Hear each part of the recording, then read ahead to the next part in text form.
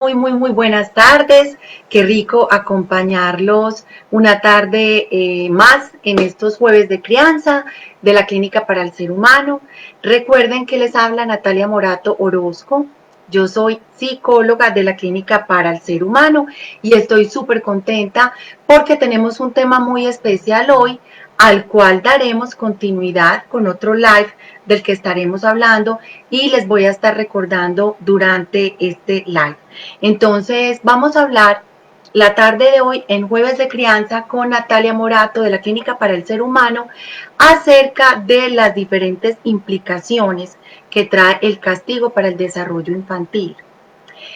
Vamos a partir de dos variables que creo que nos ayudan enormemente a tener un hilo conductor de este live, de todo lo que voy a comentarles hoy. Y bueno, espero que sea de mucho provecho. Recuerden que la idea no es obligarlos a nada, la idea no es pretender que ustedes en sus casas cambien su filosofía, sus comportamientos de manera radical, pero sí sensibilizarlos un poco con lo que tiene que ver con el castigo y estas implicaciones en el desarrollo infantil. Recordemos, y en todos los live lo digo, es súper importante para mí, además porque parte del respeto, recordarles que cada familia tiene una historia de vida, cada familia tiene como un sello personal, unos principios, unos valores, y la idea con este live es poder compartir unos conocimientos con ustedes, cada quien, cada familia toma lo que cree que le puede servir. Muy bien, entonces como les decía, tenemos dos variables que nos van a ayudar bastante a darle el desenlace a este live de la tarde de hoy, que son uno, el castigo, y dos, todo lo que tiene que ver con el desarrollo infantil. ¿Por qué? Porque el castigo tiene muchas modalidades, hay muchas formas de castigar y el desarrollo infantil también tiene muchas áreas que lo competen, ¿cierto? Los niños se desarrollan no solamente físicamente, sino también a nivel social, a nivel emocional, en fin, de otras maneras que ya las vamos a ir hablando. Entonces, miren, vamos a comenzar hablando del castigo para recordarles qué es, de dónde viene, eso de dónde salió y qué es, ¿no? Porque a veces creemos mucho y lo escuchamos mucho en consulta, personas, padres de familia y cuidadores que creen que el castigo es solamente físico y creen que el castigo es solamente golpear o tocar con rabia el cuerpo de un niño o de un adolescente. Recordemos que los adolescentes también están en formación. Y sí, el castigo es físico, pero el castigo también se puede presentar de muchas otras formas. Entonces, miren, el castigo es una estrategia de crianza muy, digamos, básica, y cuando digo a básica me refiero casi que única, de un estilo de crianza que conocemos como el estilo de crianza autoritario, ¿sí? Eh, y en este estilo de crianza autoritario predomina más, muchísimo más, la firmeza que la amabilidad. Recordemos que todas las estrategias y herramientas de crianza que utilicemos con nuestros niños y nuestros adolescentes deben estar basadas en la firmeza y en la amabilidad al mismo tiempo. Pero las familias que son autoritarias y que suelen castigar mucho son aquellas familias que lo hacen por varias razones. Vamos a recordarlas para que nos vayamos contextualizando y entrando pues aquí en contexto. Uno, porque el castigo es realmente como esa herencia que tenemos de la educación convencional, de la crianza tradicional. Recordemos que los niños y nosotros cuando éramos niños aprendíamos por observación, a través del ejemplo, a través de la inmersión, a través de la instrucción. Y si a nosotros nos castigaron cuando éramos niños, muy posiblemente en la adultez nosotros vayamos a tender a castigar. Una gran ventaja y una gran alegría, digámoslo así, para nosotros también como adultos es que nosotros no tenemos necesariamente que repetir la historia que hemos vivido, nosotros podemos cambiarla también, ¿cierto? Y ayudar a que nuestros niños, a que nuestros hijos, pues no recorran como esos mismos senderos de nuestra historia ya recorrida. Entonces la educación convencional y la crianza tradicional son dos aspectos que influyen muchísimo en todo lo que tiene que ver con el castigo. Dos, el castigo también muchos padres y cuidadores lo implementan y lo utilizan porque realmente pueden no tener más habilidades o más estrategias para poder, digamos, criar o corregir a sus hijos o a los niños que tienen a cargo. A veces creemos que el castigo es la última alternativa o la única tal vez, porque es la que conocemos, porque es la que la vecina utiliza, porque es que así me criaron a mí, así fue conmigo, es lo que todo el mundo habla, es lo más fácil, sí, porque es muy fácil castigar, ¿cierto? No es sino coger al niño y encerrarlo o golpearlo con algo, decir un insulto, una mala palabra, digamos que es fácil, ¿cierto? Porque no sugiere que yo tenga que pensarme a sentar qué otras cosas, sentarme a pensar, perdón, qué otras cosas voy a hacer y cómo más puedo ayudar a mi hijo a que aprenda de sus errores. Entonces, son muchas las razones que pueden tender a que los adultos cuidadores pues tendamos más hacia el castigo. Y un tercer elemento que es bien importante además y que no podemos olvidar la tarde de hoy es que saben que el temperamento emocional, que es ese sustrato biológico de la personalidad, mmm, puede que no ayude mucho a que seamos personas o de una personalidad muy firme. A veces, por ejemplo, personas que tienen un temperamento emocional un poco más introvertido, más pasivo, un poco más introyectado, más reservado, les puede costar un poco ser más firmes, ¿sí? Y hacer mayor uso de la asertividad, ¿cierto? Como herramienta de la comunicación y también un mejor manejo y adecuado manejo de la autoridad. Entonces, fíjense que pueden haber muchas formas de castigar y muchas, digamos, causas de que, o que nos obligan o nos hacen pensar que a lo mejor el castigo es la mejor herramienta. Castigar, recordemos rápidamente, sugiere culpa para los cuidadores. Cuando los cuidadores castigan con culpa, castigan con rabia, castigan en caliente, castigan enojados. Yo en lo personal nunca he escuchado en consulta a un cuidador o a un padre de familia que me haya dicho que su hijo cometió un error y que él estaba muy bravo, muy furioso, ¿cierto? Y lo castigó a las 2 o 3 horas de haber pasado la situación o el evento, cuando ya el enojo hubiera pasado, no creo, ¿cierto? Porque realmente lo que hace que el castigo sea doloroso es precisamente esa intencionalidad también de lastimar a nuestros hijos, porque además nos enseñaron que nosotros o los niños aprenden a través del dolor, ¿cierto? Tenemos esa loca idea de herencia de que si no hay un dolor de por medio, bien sea físico, moral, emocional, entonces no va a haber aprendizaje. Y resulta que hoy en día, incluso a nivel científico, está súper comprobado que las herencias del castigo son otras completamente diferentes y que efectivamente castigar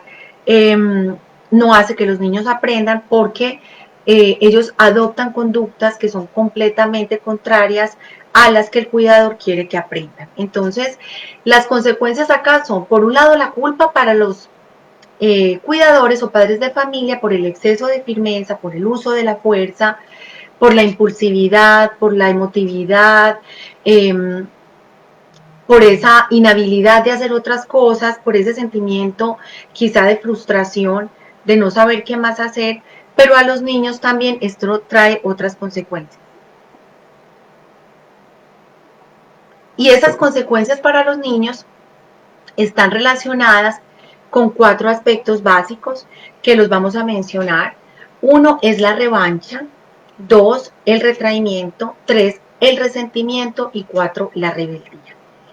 Esto es lo que llamamos en toda esta teoría de crianza respetuosa como las 4 R's del castigo, que muy seguramente muchos de ustedes ya han leído o han escuchado mencionar y que vamos a ir escuchando también en otros lives posteriores a este. Nunca hemos visto que un niño que ha sido castigado quiera cooperar o se sienta alentado a cooperar y a cambiar. De hecho, ojo, lo hacen. El castigo funciona perfecto, es maravilloso. Es perfecto porque sí funciona. Sí, es decir, los niños sí hacen lo que quieren o lo que nosotros queremos que ellos hagan, pero lo hacen movidos y alentados por el miedo. Ellos sienten temor de volver a cometer el mismo error porque los van a volver a golpear, porque los van a volver a insultar, porque los van a volver a sermonear.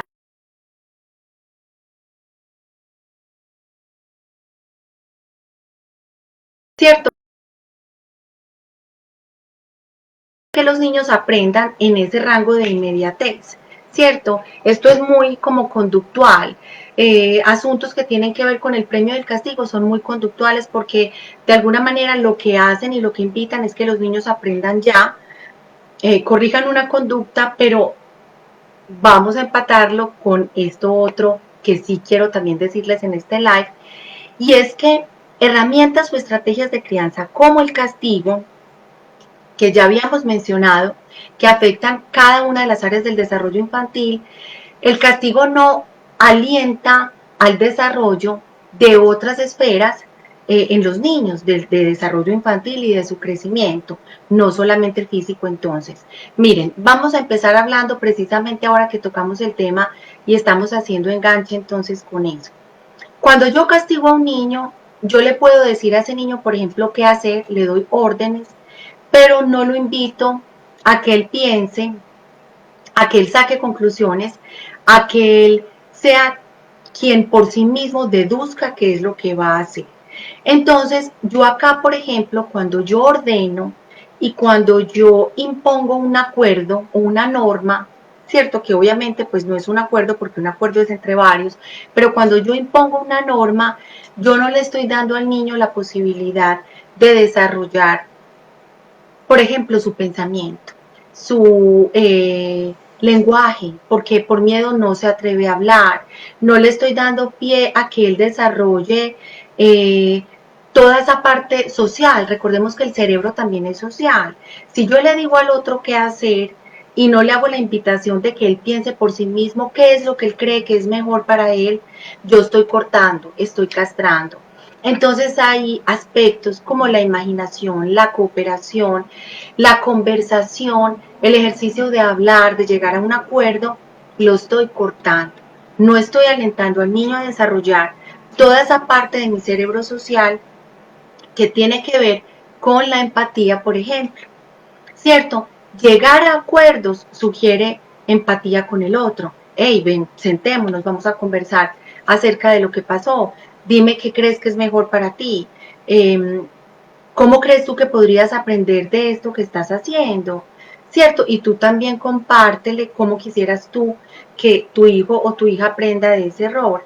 Pero cuando yo impongo, yo no le doy pie a mi hijo de que piense, de que se cuestione, de que ponga en uso esa habilidad de la empatía, del lenguaje, de ponerse en el zapato del otro. Eso por un lado. Por otro lado, fíjense que la parte emocional o el desarrollo emocional también es una parte muy importante del desarrollo infantil. Y cuando yo castigo, cuando yo lastimo, cuando yo digo qué hacer, pero no le pregunto al otro si está de acuerdo, si le parece bien para él, qué opina y qué se siente, no estoy alentando otra parte del desarrollo infantil que es la parte social, perdón, ya hablamos de la social, emocional y afectiva. Cuando yo le pregunto a mi hijo cómo se siente, qué piensa, cómo cree que es mejor para él el desarrollo de su rutina en la noche o en la mañana, yo estoy alentándolo a esto, a preguntar y a responder, a preguntar y a responder. Y a través de esas preguntas abiertas, como por ejemplo el qué y el cómo, que lo invitan a describir, yo lo estoy alentando a que desde lo emocional él también exprese lo que siente y lo que piensa. Es muy importante promover en los hijos para su desarrollo precisamente emocional y afectivo esa parte de preguntas y de respuestas. Por eso es que no es bueno ordenar y decir al otro qué es lo que tiene que hacer. Porque cuando yo digo eso, yo estoy dando una opción completamente cerrada. Yo no estoy dando opciones de que me digan qué es mejor para esa otra persona, de que me den opciones de nada, ni siquiera estoy invitando a un acuerdo, porque recuerden que los acuerdos son entre varios. A veces los papás dicen en consulta mucho, no, mira, es que yo le impuse a él los acuerdos relacionados horas de llegada a la casa o, por ejemplo, relacionado con lo que tiene que ver con la rutina de organización de su cuarto. Si yo estoy imponiendo, yo no estoy ofreciendo acuerdos. Yo impuse, yo desde mí, desde lo que yo siento, que es mejor para mi hijo, sin tener en cuenta lo que él siente y lo que él piensa. Entonces, yo ahí estoy cortando toda esa parte, ¿cierto? A través del castigo que tiene que ver con el desarrollo social, con el desarrollo emocional. Miren, hoy en día se habla mucho eh, de todo lo que tiene que ver con el adecuado o la adecuada gestión de las emociones. Yo creo que también, entre otras cosas, es un tema que se ha vuelto muy común y realmente lo es porque es un tema que ha tomado muchísima relevancia y ha sido por esto, porque ya los niños, precisamente dentro de ese contexto de su desarrollo integral, las emociones forman un factor importante para su sano y adecuado desarrollo.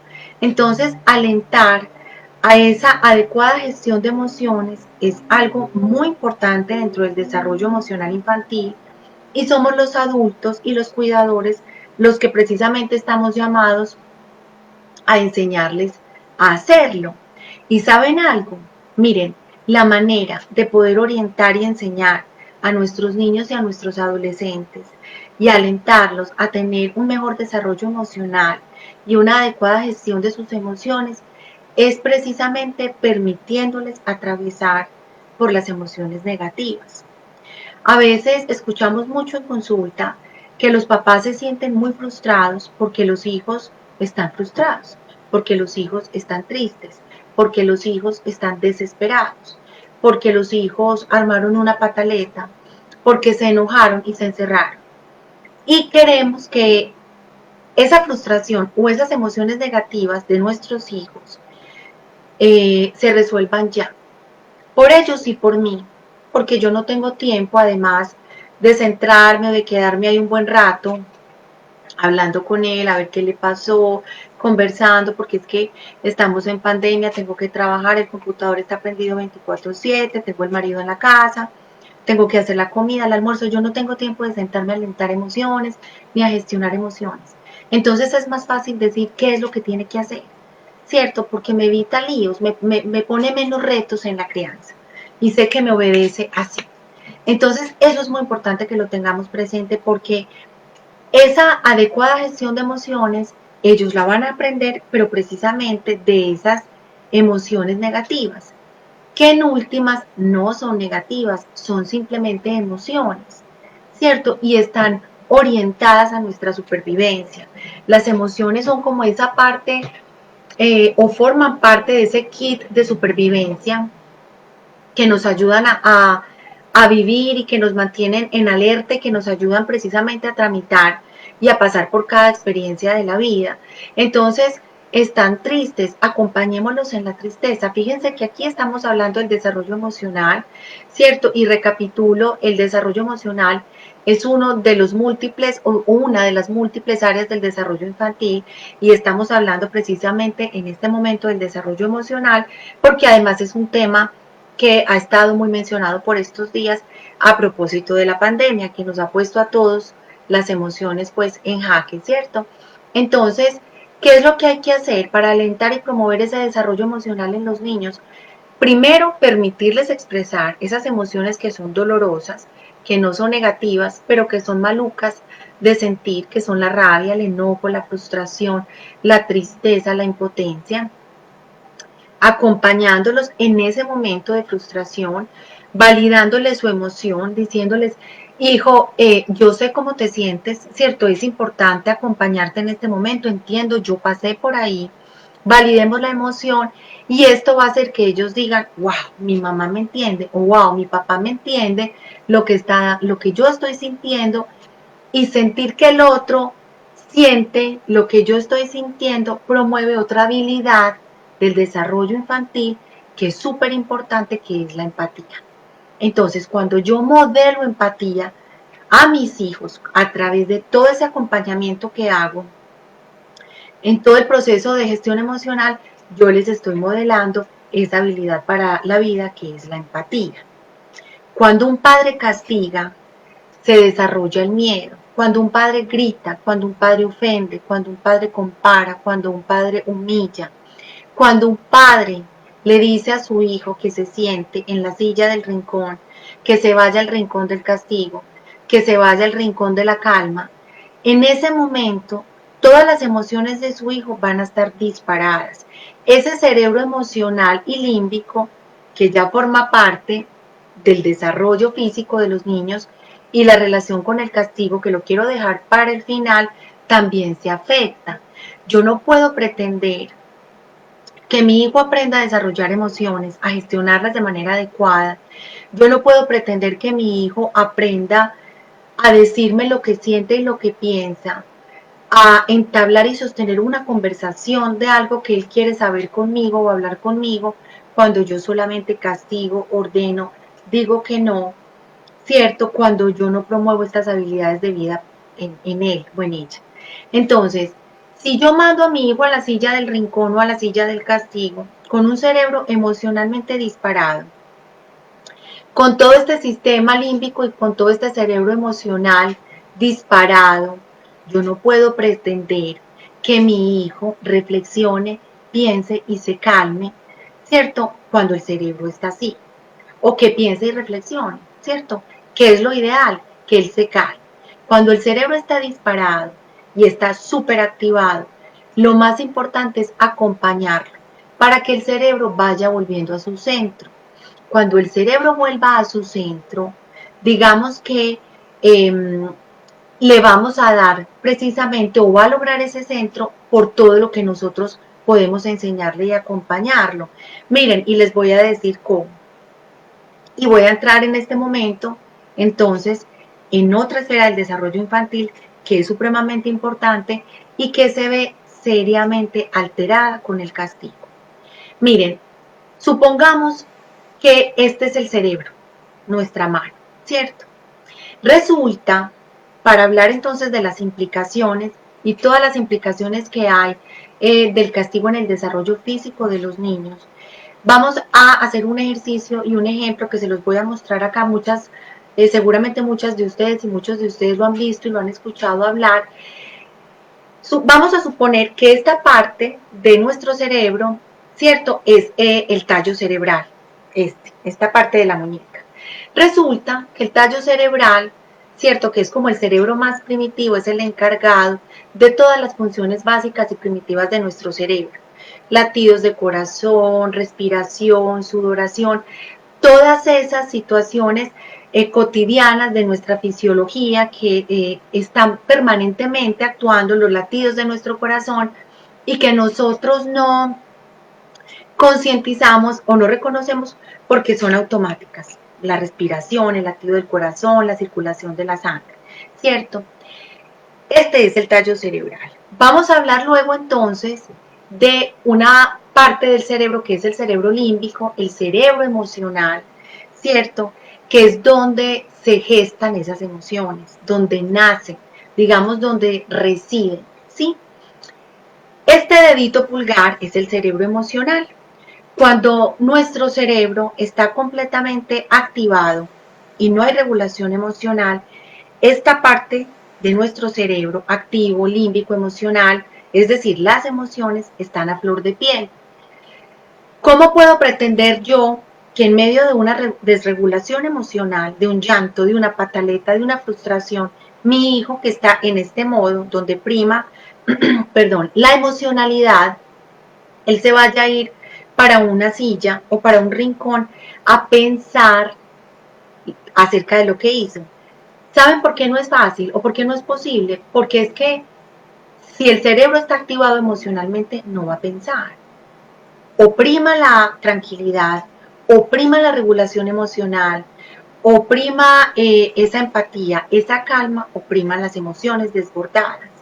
Entonces, pedirle a un hijo a través de una modalidad de castigo como irlo a encerrar al cuarto o ponerlo a sentar en la silla del castigo que se calme, es algo que fisiológicamente él no puede hacer, porque el cerebro o está en su centro calmado, listo ahí sí para pensar, o está activo, desbordado, con las emociones a flor de piel. ¿Por qué les pongo este ejemplo?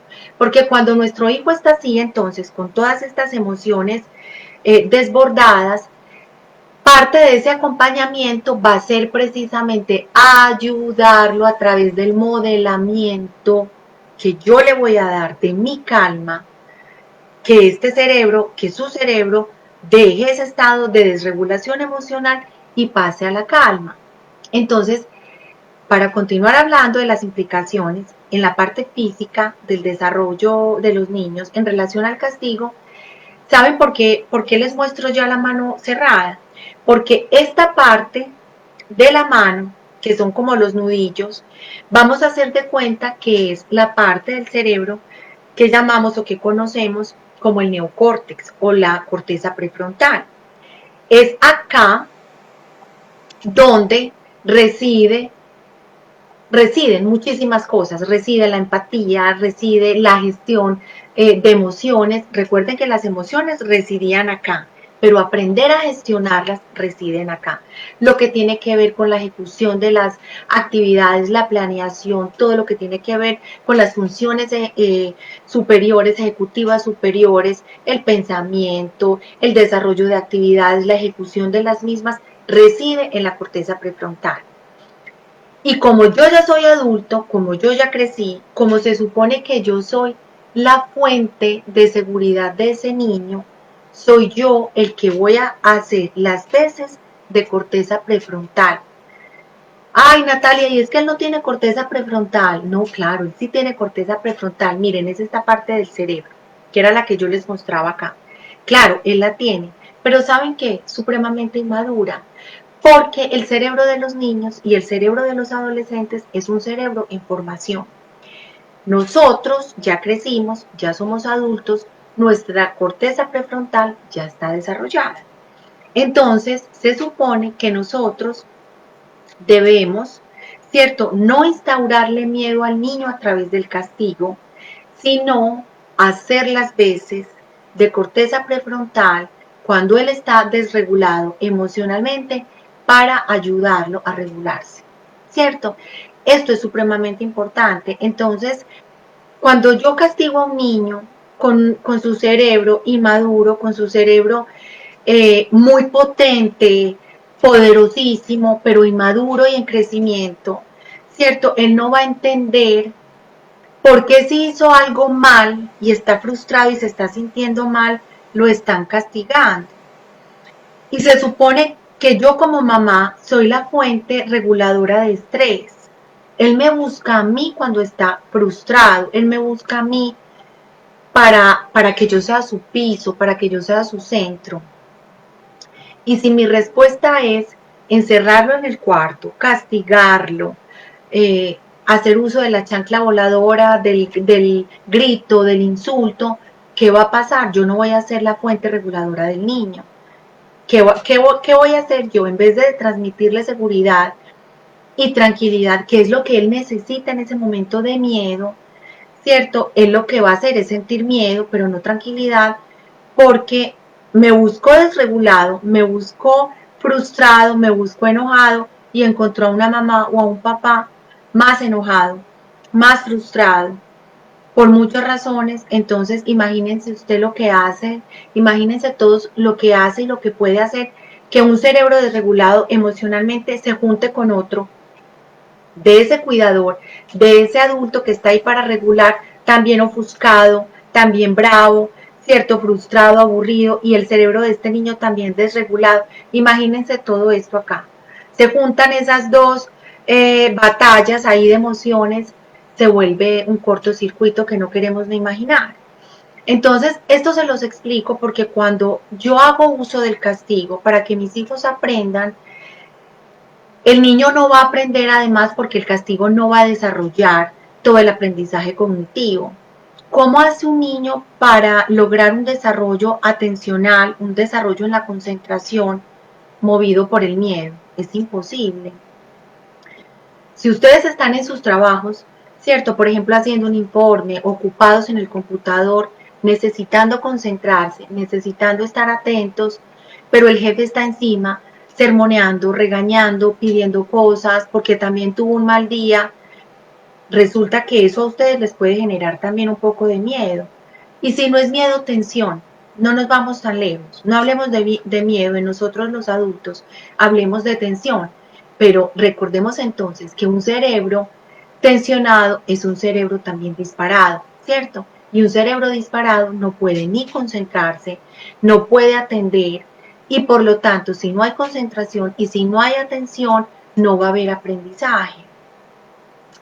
Precisamente ese ha sido uno de los retos supremamente, digamos que fuertes y duros para las familias en casa, ¿saben? Ahora con todo el tema de la pandemia y de la virtualidad, porque es que en casa trabajamos, en casa estudiamos, pero en casa también peleamos, en casa también discutimos, en casa también nos enojamos, también hay problemas. Entonces, cuando empiezan eh, las discusiones, los comentarios malucos, los portazos, los encontrones, todas esas hormonas del estrés de los niños y hormonas relacionadas con la atención empiezan a activarse y a secretarse y a circular rápidamente por el torrente sanguíneo, y eso hace que un niño no se pueda ni concentrar, que no se pueda prestar atención a una clase virtual, por ejemplo.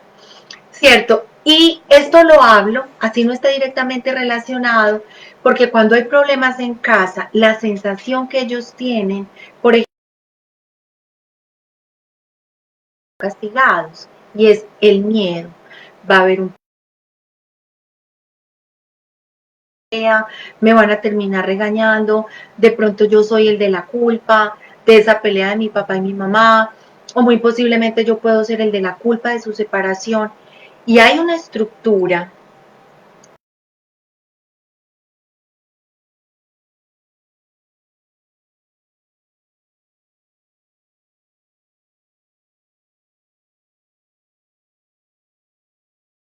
conexiones neuronales que son tan complejas, que toda esa cantidad de conexiones neuronales son las que le dan forma a esa estructura de la que les estoy hablando, que es la amígdala. Y resulta que si hay mucho miedo en el niño por lo que pueda pasar, porque lo van a regañar, porque lo van a castigar, porque hay una pelea, porque hay una discusión, no solamente se secreta, cierto, más cortisol, que es la hormona de la tensión, sino que esta pequeña estructura de la que yo les hablo, que es la amígdala, se prende, se dispara, se activa. Y resulta que esa amígdala se dispara, se prende y se activa precisamente porque es la estructura del cerebro límbico o emocional que está encargada de avisarnos cuando hay que escapar, cuando hay que huir, cuando hay que defenderse, cuando hay que esconderse. Es la estructura del cerebro que nos pone en modo alerta, o sea, en este modo, prendido, activo, sí, emocionalmente alertado. Y los niños así no aprenden. Un cerebro alertado, un cerebro con la amígdala disparada, todo el tiempo no va a aprender. Esa amígdala es la encargada de avisarnos cuando hay una situación o cuando estamos en una situación de riesgo, una situación que pone a nuestra vida o a nuestra integridad física o emocional en riesgo o en peligro. Entonces la amígdala se dispara precisamente para decirnos, ojo, pilas ahí, ¿cierto? Hay situación de peligro, hay contexto de peligro, busca alternativas, huye, defiéndete, lucha, escapa, ¿cierto? Y eso pasa cuando un niño es castigado. El cortisol se secreta, empieza a recorrer el torrente sanguíneo, nos pone en modo alerta, la amígdala se prende, se dispara, las alarmas se prenden, y esto no es posible. No es posible si vamos a hablar en relación al desarrollo, por ejemplo, cognitivo del cerebro. Un cerebro en alerta no puede aprender. Entonces, fíjense que aquí estamos hablando de esas implicaciones del castigo y de esa sensación de miedo producidas por el castigo y que tienen que ver con todo el desarrollo cognitivo, que obviamente es lo que los niños hacen en el colegio, ¿cierto? Entonces, ahora que estamos todos en casa, qué bueno preguntarnos cómo estamos en casa, ¿cierto? ¿Qué está pasando en casa? porque si hay gritos, si hay peleas, si hay dificultades, si hay un ambiente tenso, esa amígdala de los niños se va a disparar y créanme que por más que ustedes los obliguen o les digan que tienen que estudiar, que pongan cuidado, que es muy importante que mantengan la cámara, que mantengan el micrófono, que estén atentos a su clase, los niños pueden tener la intención y el deseo, pero créanme que físicamente esto no va a ser posible que pase. Entonces la invitación es también a que pensemos qué estilo de crianza estamos utilizando con los hijos en casa, cuáles son esas estrategias de crianza que estamos utilizando con ellos, qué problemas hay en mi casa, qué problemas tengo yo con mi esposo o con quienes convivo que puedan estar afectando el desarrollo cognitivo y académico de los niños. Pilas con eso. Ya mencionamos lo del desarrollo social, ¿cierto? Y créanme que lo más importante aquí en relación al desarrollo social es que cuando yo no tengo en cuenta al otro, yo no lo voy a invitar a que hable, así de sencillo. Si yo no le pregunto al otro qué piensa, qué siente, qué es mejor para él, yo no estoy promoviendo ni la empatía, ni estoy promoviendo el desarrollo del lenguaje, que también forma parte del desarrollo infantil, ¿cierto? El desarrollo del lenguaje, de las habilidades comunicativas.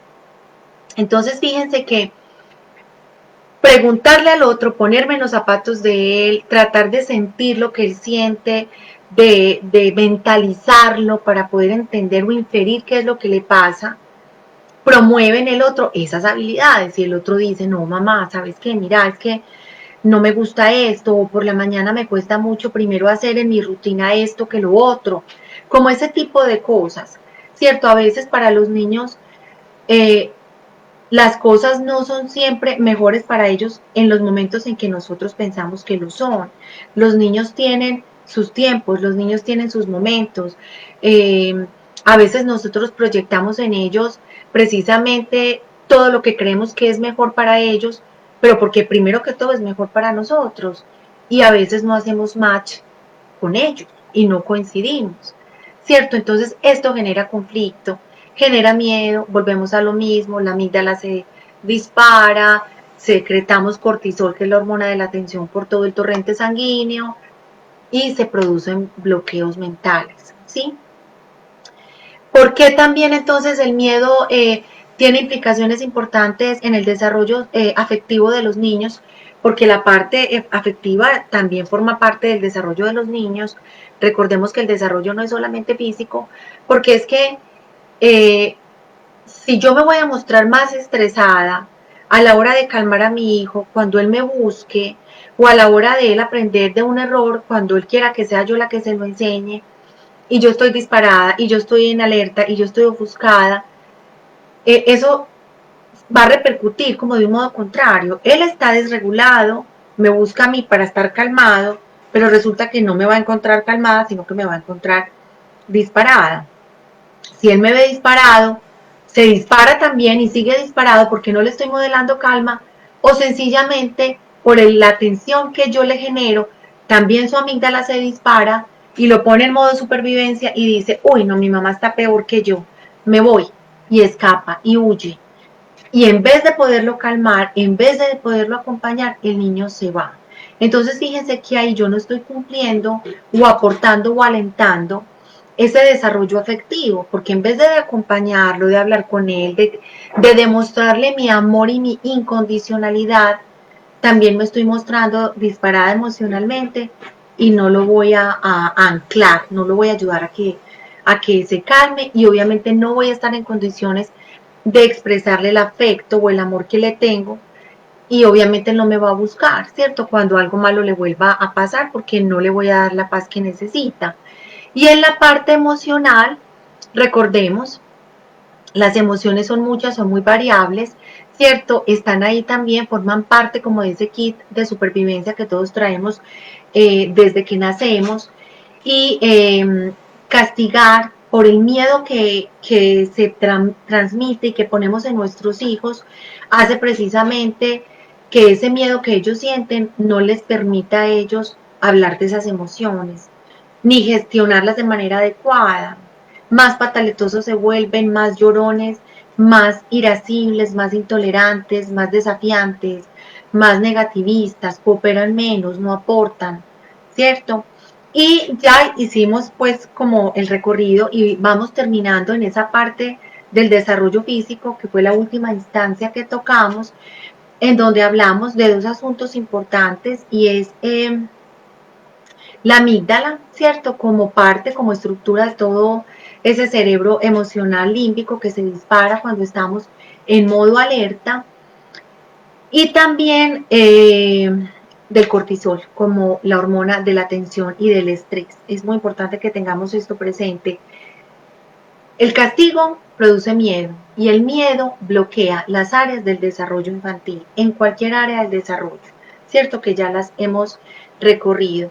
Miren, es más, estudios muestran que los tamaños de los cerebros de los niños que han sido maltratados o castigados y de los niños que no lo han sido, ese cerebro de esos niños que han sido castigados y que han sido maltratados tiene un tamaño inferior al de el cerebro de los niños que han sido alentados, que han sido tratados, ¿cierto? A través de buenas estrategias, de buenas formas de crianza, sin la instauración permanente del miedo. Es que el problema y la consecuencia grave aquí que tenemos que tener en cuenta es el miedo. El miedo bloquea y el miedo no permite que el niño esté desprevenido, que esté tranquilo, que sea genuino en su desarrollo, que esté auténtico, precisamente porque va a estar alertado todo el tiempo.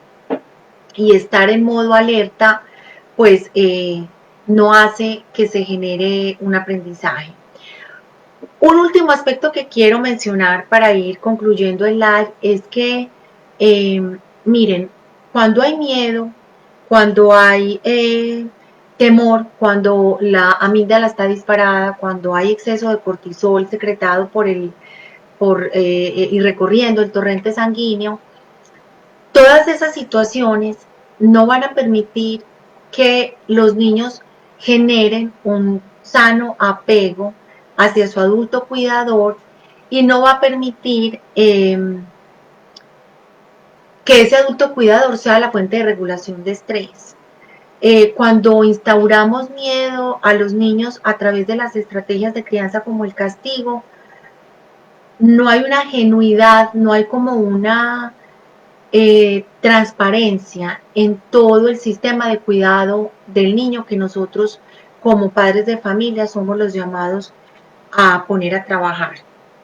Cuando hay miedo, el sistema de apego del niño se desvía, no es sano, pero también todo el sistema de cuidado que nosotros estamos llamados a hacer, a tener, a dar, a ofrecerles a ellos, también se ve alterado, ¿cierto? Porque no somos su fuente de tranquilidad, no somos su fuente segura de tranquilidad. Entonces la invitación que realmente quiero hacerles es a contemplar otras opciones distintas al castigo como estrategias de crianza, ¿cierto? Y para esto yo quiero invitarlos, voy a tomar mi celular para recordar bien la fecha, pero para mirar precisamente qué otras alternativas hay en relación al castigo y qué puedo hacer yo entonces para no castigar y para no generar miedo en mis hijos.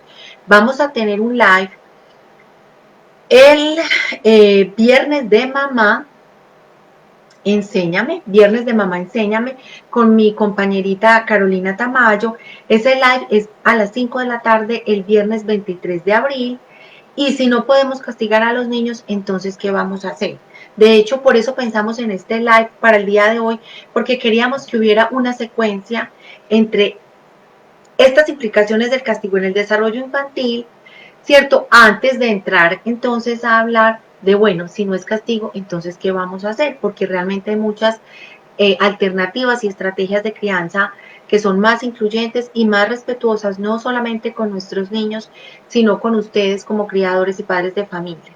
Entonces, la invitación es a que vean el live de mi compañerita Carolina Tamayo el viernes 23 de abril.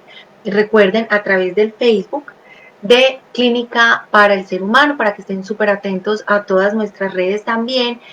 Y nada, automentalicémonos, mirémonos primero nosotros, hagamos un vuelco a nuestro interior para saber cuál es nuestro estado mental antes de reprender a nuestros hijos y antes de querer que ellos aprendan de sus errores, porque créanme que primero tenemos que estar nosotros regulados emocionalmente para no transmitirles miedo a ellos antes de utilizar el castigo como una estrategia de crianza. Muchas gracias por la atención en este live. Como siempre es un gusto. Qué rico que me sigan acompañando en estos jueves de crianza. Recuerden que mi nombre es Natalia Morato Orozco y yo soy psicóloga de la Clínica para el Ser Humano. Y estamos muy atentos a nuestras redes sociales para que nos acompañen y calmen por ahí todas sus inquietudes. Muchas gracias por la compañía. Chao. Feliz resto de tarde. Chao. Gracias.